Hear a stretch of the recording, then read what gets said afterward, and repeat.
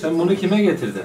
Depremzedeye. Depremzedelere getirdin. İyi, Allah kabul etsin. Biz Umut Kervanı olarak inşallah bu verdiğin, bu topladığın harçlıklarını biz depremzedelere göndereceğiz inşallah. Sen ismin ne? İsmini söyle bakalım. İmam Hüseyin. İmam Hüseyin, maşallah.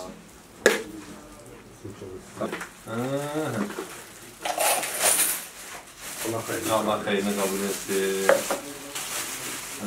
Bunları böyle bırakalım. Bunları götüreceğiz.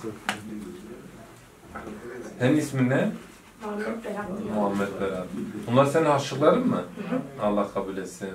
İnşallah biz Umut Kervanı olarak bunları teslim edeceğiz, ulaştıracağız yerine.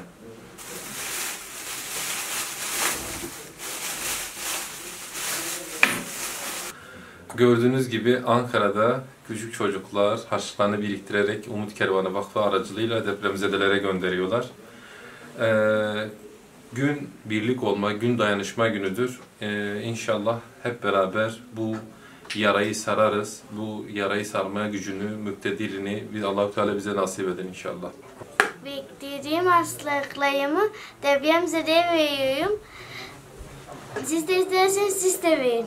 Abi harçlığımı dedelere verdim. İnşallah yararlı olur. Yardımı dokunur.